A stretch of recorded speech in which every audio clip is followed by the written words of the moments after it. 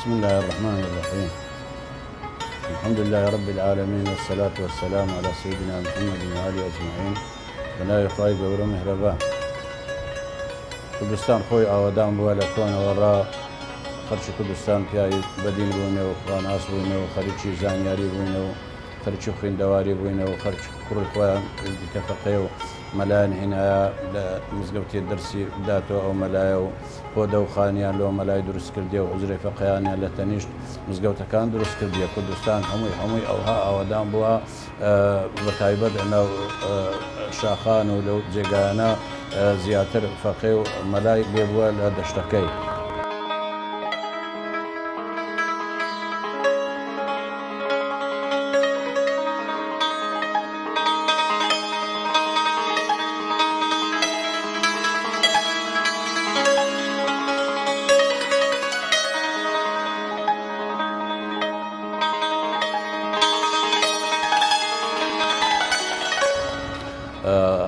مدرسة وعذري بحركش يكلو مدرسة وعذراني أبي لكون وهي أو يوم زانيت من كتابا من خندي توالى دوست وسي سار فيش أورو إيرا مدرسة ديني ليبوا ملاي ليبوا فقيه أبوا كتابي نسيتوا بقرمي بقرم قميشي بعبري مركب كبخوان دروس كرديا كتاب يعني نسيتو أو كتابة استا ميجوكي نسرايا كدوست وسي سار فيش أورو نسرای تولو جگای ناوی فقیه‌کەی دیارە و مامۆستایەکە چێ بۆ لەو کاتەیەدا لێرانە دانیشتێ دەرسی دایتەوە دوای وەش ئێرانە مەلاو فەقیه هەر هەبووە ئەوەی بەزانیاری مەبی لە بابم ڕەحمەتی لە ساری 1938 ڕا هاتیتە ئێرانە بوویتە مەلاو لە هەنجی ڕا ئەوە فەقیه بەردەوام بوو ئێرە فەقیه هەر هەبووە دوای ویش ئەو وەفاتی کرد کاک مەلاتەیب دەرسی داوە ماوەیەکی زۆر تانە خۆش کەوت دوای ویش ئەمە دەرسێ دەدەینەوە چاومان لە مەدرسەکەی و کاک مەلاتەیبیش سەرپەرشتی دەکا بە حیسابی مەکە ئەوەی بزانین لە پێشی بابیشم ڕا کە بابیشم هەلێرە فەقیه بووە 100 سار زیاترە ئەو مەدرسەیە بەبێ پچڕانەوە فەقیه هەبووە هەر چەندە وەزعی خراپ و زلوف هاتبیتە سەر کوردستان ئێرە فەقیه هەر هەبووە و ئەو مەدرسەیە تێک نەچووە مەدرسەی قەدیمی کۆنا لە کوردستان لە مەدرسەکانی بەناوبانگەوە چەندان مەلاو و فەقیه لێرانە دەرچوینە و چوینە گوندەکان و چوینە شاران و چوینە قەزایەکان بووینە مەلاو بووینە ئیمام و بووینە خەتیب و مەدرسەیان دانایە و ئەوانش چەند کەسانی دیکە لەسەر دەستیان دەرچووە یعنی کەم مەلا هەیە لەو مەنتیقەی برین لە دەوروبەری هەولێرێ مەلابی یان لێرە دەرچووە یان هەندێکی لێرە خوێندیە یان لەکن ئەو فەقیانی خوێندیە کە لێرانە لەو مەدرسەی دەرچوینە لەبەرەوەی ئێرە مەدرسەی کەون بۆ قەدیم بۆ مەلای باشی هەبووە بەحرکە هەر لە کۆنەوە شارە دێ بووە یعنی شارە دێ بە و دەیانە درێنکەوە دێی زۆر گەورە بووینە لەبەر ئەوەی سەنتەری عەشیرەتی بەڕانەتی گەردی بووە عەشیرەتی گەردی لەو دەورا پشتەیە بووینەوە ئەو شارە دێیە عاسمە و پایتەختی ئەو عەشیرەتەیە بوو لەبەر هەندێک مزگەفت و مەدرسەشی بەدائیمی هەبووە ئێرانە کۆنترین و گەورەترین مزگەفتی بەحرکەیە مێژووی دروستکردنی ئەو مزگەفتەیە دیار نییە بەڵام لە یەکێک لە دەستنووسەکان لە بەغدایە کە هەرگیرە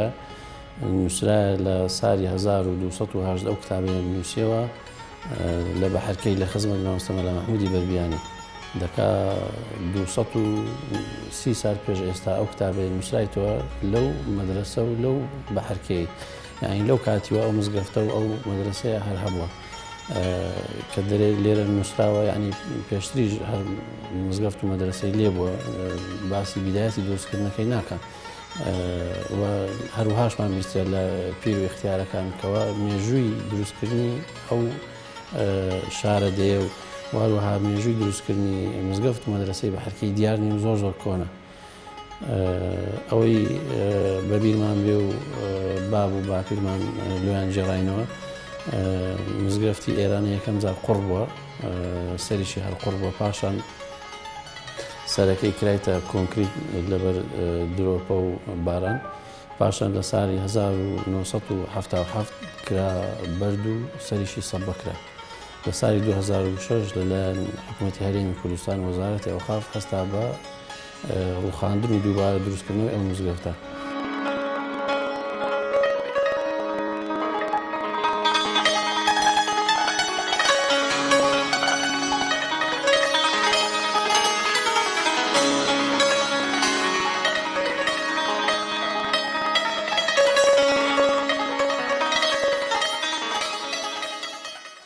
کاتی خۆش کانیەک هەبوو هەر لە تەنیشت مزگەفتێ ئێستا ئەو کانیە داخلی حەوشەی مزگەفتێکرایە 5-6 سال پێش ئێستا لەبەر ئەوەی ئاوی تێدا نەما و بیری زۆر لە دەوراپشتی لێدرا ئەو کانیە هیچی کرد اختیارەکانی گوندیش داوایان کرد کەوا سەری بگیرێ لەبەرەوەی 3 مەتر قۆر بوو ترسی ئەوەمان هەبوو کەەوە کەسێک منداڵێک بکەوتە ناوێ و شتێکی بەسەر بێیان بمری لەلایەن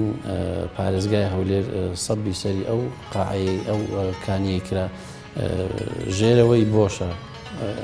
یعنی لەبەرەوەی ئەگەر احتیمال لە ڕۆژێک لە ڕۆژان ئەو کانیە دەربیتەوە ئامالەکە هەیە لەبەرەوەی خەرکی گوندی ئەو کانیان زۆر خۆش دەویست پڕ نەکرایتەوە بە سەری سەب کرای و داخلی حەوشەی مزگەفتی کرایە تاکە سەرچاوی ئاو لەو گوندەی تەنها کانی بوو کانی بە حەرکەی کە زۆر شعری شاعیران و لە لاوک و حەیرانانیش بەحەس کرایە کانی بە حەرکەی زۆر کانێکی مەشهور بووە خەڵک زۆر ئیستیفادە لێ دەکرد. و مزگەوتەکەش دەگەر مەدرسەکەی ڕەفیقی یەکدینە وامانزانیە کە مەدرسە و مزگەوت دەگە یەکدی کرایە مزگەوتەکەش زۆر قەدیمە و 200 جاران تعمیر کرایە و لەوانە 200 سال زیاترە ئەو مزگەوتەیە لێرە کرایە پێشی وەختیش خوا دەزانین داخوا ئەو مەدرسەیە چەند عمری چەندە ئەو 200 سارە و 230ەیە بە نووسرا و نووسرایە پێشی وەختیش ئەمە نازانین لەوەی زیاتر قەدیمە. ئێستاژ الحەمدولله ئاوادانە و فەقێمان هەیە و تەقریبی دەوری 20 فەقێمان هەیە و فەقیانە هەمووی لە دوور ڕاهاتینە شەوان دەمینێنەوە ڕۆژان دەمینێنەوە لێرانەوە و چەند کەسانی دیش هەنە فەقێنە و خەرچی گوندینە هەندێک هەنە مەلانە لە ئەترافی گوندی لە هەولێرێ ڕادێن دەرسێ دەخوێن و دەگەڕێنەوە زیاد لەوانش 20 فەقەی دیکەمان هەیە ئەوانش دائیمە دەخێن و فەقەی باشن و الحەمدولله مەقسەدیان خوێندنەوە سانی بە ئەخلاقن و متەدەینن خەریشی نوێژ و جەماعەت و خوێندنی خۆیان و تەنیا ئیلا لۆ ڕەب العالەمین دەخێنن هیچ مەبەستیکیان نییە چونکە وەزرەی فەقەیان شەهادە و تەعینات و ئەو شتانەی نییە ڕاتبی نییە تەنیا ئیلا ئەوی دێ دەخوێنی مەبەستی ئیلا خوێندنە مەبەستی هیچ چی دیکە نییە لە ماری خۆیان ڕادێن داکوبابیان و خزم و کەسانیان خزمەتیان دەکەن و هەر ئیشی لە ماری هەبی بە خۆیان دەکەن مندارەکانی خۆیان دەنێرن بخوێنن لە پێناوی دینی ئیسلام و بیفێرە زانیاری و قورئانی پیرۆز و فرمودانی پێغەمبەری صلی الله علیه وسلم ئەو علم و زانیاریە عولەمای پێشان کە لۆمەیان نووسیە و لۆمەیان گۆتیتەوە و دایانایە و بەجیان هێشتێ و کردیتیانە میرات ئەمەش ئەو دەرسانە بەوانە دەرێن و ئەوانەش فێر دەکەین و لە ڕاهی خوای گەورە فەقەیانە لێرە دەمێنێنەوە خۆیان بەسەر ئەرچی خۆیان نییە چونکە فەقێ خۆی بە ئەرچی خۆی ناتوانانی بەڕێوە بچی بە چونکە ئێرە مەدرسەی قەدیمەوە کەونە خەرکان وا لێ ڕاهاتوونە یارمەتیان دەدەن و بە لە خواردن و لە هەموو پێداویستێکیان لۆ جێبەجێ دەکەن وەکو خێرات خەرچی گوندی و خەرچی دیکەش دەرەوە ئەوانەش وە دەبی زۆر زاردێن یارمەتی لۆ فەقەیان دین و فەقێ بۆی بەڕێوە دەچی و مامۆستایەکانیش ئەوەی دەرسیان پێ دەرێن تەنیا من نیمە و چەند کەسانی دیکەنە برامە و کوڕەکان من و برازا من و چەند مەلای دیکە لێرە دەرچوینە لە مزگەوتەکان مەلانە ئەوانش دێن دەرسێ دەدەنەوە هەمووش هەر لە ڕاهی خوایە بەرامبەر هیچ شتێکی نییە خوێندنەکەش بەردەوامەوە نەکو برێن ئەوە سەعات ئەوەندەی و سەعات ئەوەندەی ئەوە دەوام خلاص بوو شەو ڕۆژ هەر لە سبێنە هەتا هێوارە ئەز دەکانیوە شەوبی فەقێ ئەگەر عەزی لە خوێندنەوێ برێ ئەو شتەیە کۆ ئەوە کۆ دەبی ئەمە پێویستە پێیان برێن و لێیان ڕۆن بکەینەوەوانش دائیما خەریکی خوێندنی خۆیتیان دەوامی مە شەو ڕۆژە کات و ئەوەی نییە لێرە لە تەنیشتەی نووسرایە دەرێ ئینجیهان کۆ هەست و فیعلی ما نیدا ئەز نیداها سووی ما ئایەت سەدا ئەوە دەنگەکەی کو دەنگەک بەرامبەری چای بۆ چەند قسێ دەکەی ئەز نیداها سووی ما ئایەت سەدا لەوێن دەرێ ڕاگەچیایەکەی ڕا ئەو دەنگەلێتەوە لەوە دەگەڕێت و دەێنێ سەدا تو دەگەڕێتەوە کردەوەی جوڵ و دەگەڕێتەوە كل نفس بما كسبت رهينة علمت نفس ما قدمت وأخرت.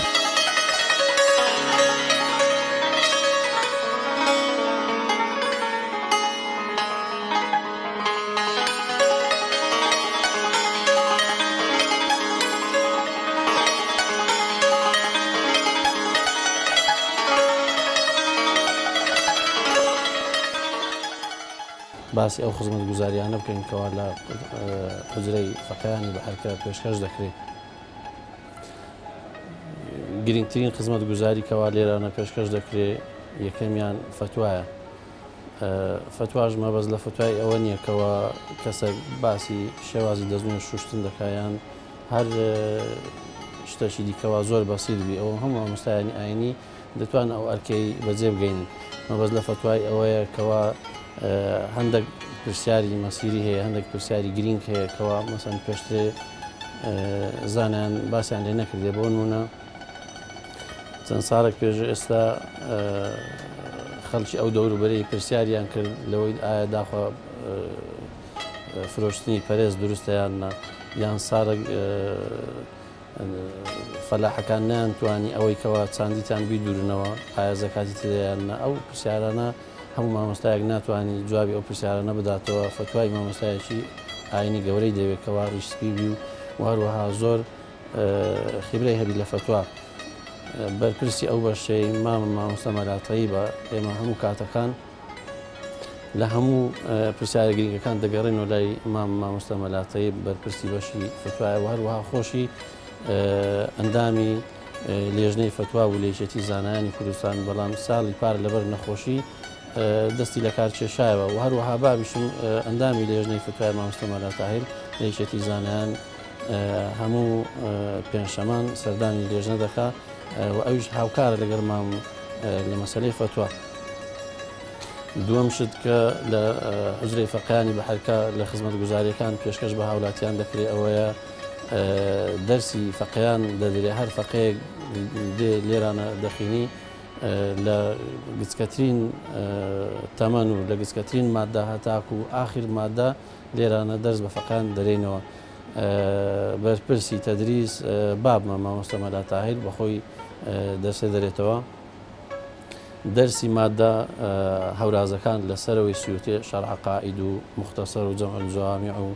شەرح شەمسیە و تەهذیب الکەلام و مغنی اللەبیب و تحفە و ئەو دەرسانە تایبەتە بە بابم مامۆستا مەلاتاهیر. دەرسەکانی خوارێ دەرسە گچکەکان زۆر مامۆستا دەرسی دەرێنەوە ئەمن بەخۆم هەندێک دەرسم هەیە و هەروەها مامۆستا مخلیسە مامۆستا سەباحە مامۆستا محەممەدی خۆشناوە مەلا فائقی برامە دکتۆر فەرهادە هەمومان هەر کەسەکە هەیە دوو دەرسی هەیە هەیە سێ هەیە شەشی هەیە بەڵام ئەمە دەرسەکانی خوارێ دەرێنەوە دەرسە هەورازەکان بابم دەرێتەوە. وسلم دائما أبدا على حبيبك خير الخلق كلهم برج صلاة سالا ورجنا وخونا وباتاو سرزاتي وزيد على وبيغمبري محترم مولاي صلي وسلم دائما هەر فەقەیەک کە مادەی ئەخیری تەواو کرد و باب مام تەماشایان کردی ئیستعدادی هەیە و دەشێ بکرێتە مامۆستای ئاینی ئیجازەنامەی پێدە بەخشرێ کەسێک کە منهەجی تەواو نەکردوی ئیجازەی پێ نادرێ و ئەو ئیجازانەی دەدرێ زۆر جاران باب مام هەردوو ئیجازەی دەدەنێ زۆر ئیجازە درایە بەران ئەوەی ئەو ئیجازانەی لە بە حەفلەیان لۆکرایە و بە شێوەیەکی خەڵکی لۆکۆکرایتەوە 34 ئیجازە درایە. یەکەمیان ئەوەی ئەمن لە فکرم بێ لە ساڵی 1983 یەکەمین ئیجازە لێرانەدرا مانگێک پێش ئێستاش ئیزازەی دی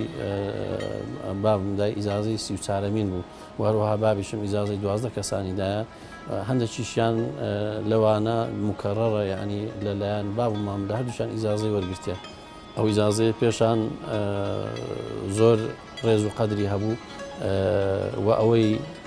ئیزازەی مەلایەتی وەرگرت بە مامۆستایەکی بڕوا پێکرا و حیساب دەکرا ئێستاش هەروەیە بەرام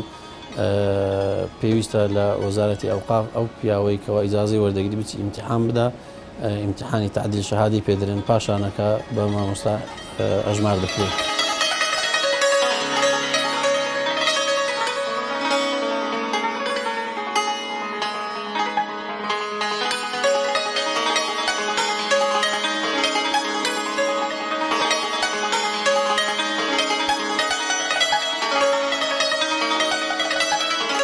خزمەتگوزاری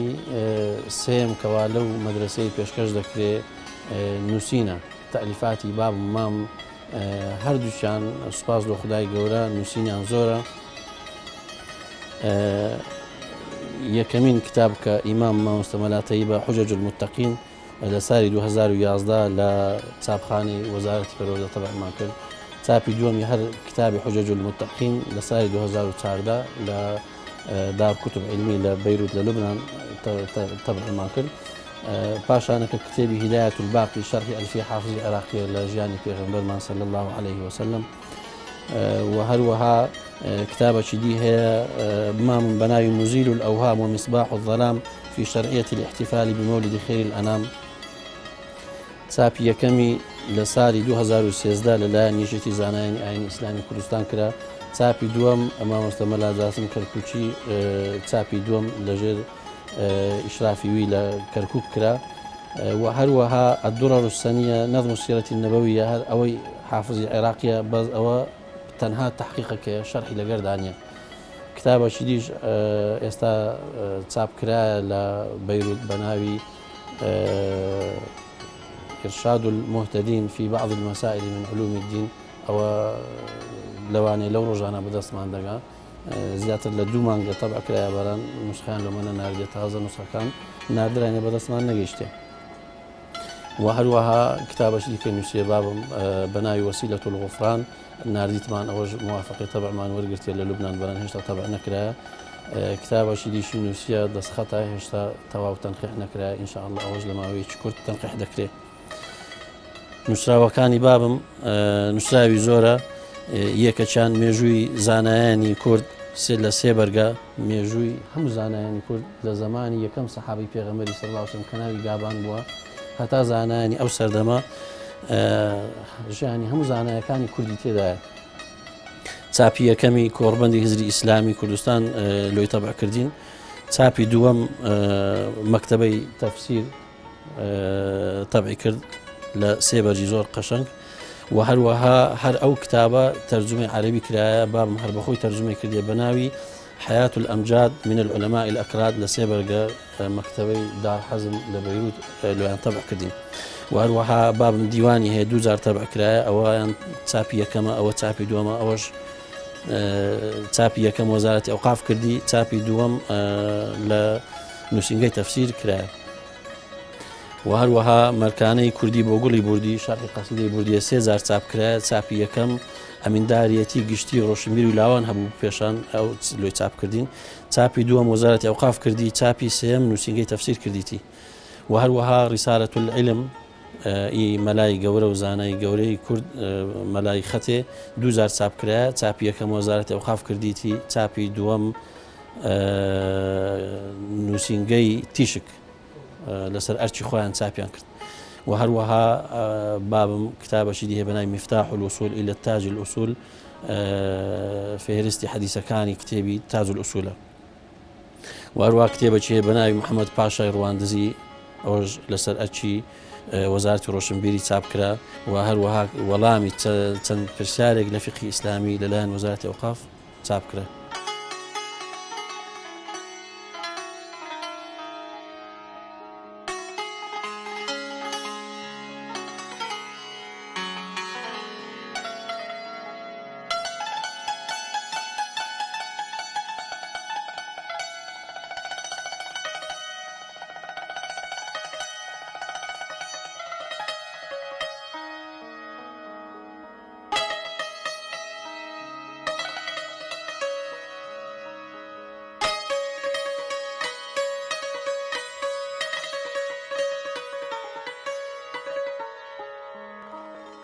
خزمەت گوزاری چارەمین کە لەو حجرەی پێشکەش دەکرێت بە قوتابیانی ئاینی ئەوەیە ئەو دەرسانی کە بابم دەرێتەوە هەمووی تەزیل کرایە یەکەم جار لەسەر کاسێتەکان تەزیل دەکرا پاشانەکە هێخستمانە سەر مێمۆری و لەسەر کۆمپیوتەر و فلاشی دابەشمان کردی و دایتمانە فەقەیان بەشێک لەو دەرسانە کە لەسەر مێمۆری کۆمپیوتەری هەیە کرایتە سیدی هەژدە سیدیە سیدیەکانی دەتوانن وێنیان بشێشن و هەروەها نێزیکەی دە کتابی دیش هەیە کەوا بڵاو نەکرایتەوە بە شێوەی مێمۆری هەمانە بەم لە تەزیلاتەکان بڵاو نەکرایتەوە ئەوە هەموو ئەو خزمەت گوزاریانەیە کەوا پێشکەش دەکرێت بە فەقیان لێرانە بەبێ بەرامبەر ئەو فەقیانش کە دێن دەخینن هەمووی لەڕێی خودای گەورەیە ئەوانیش تەنها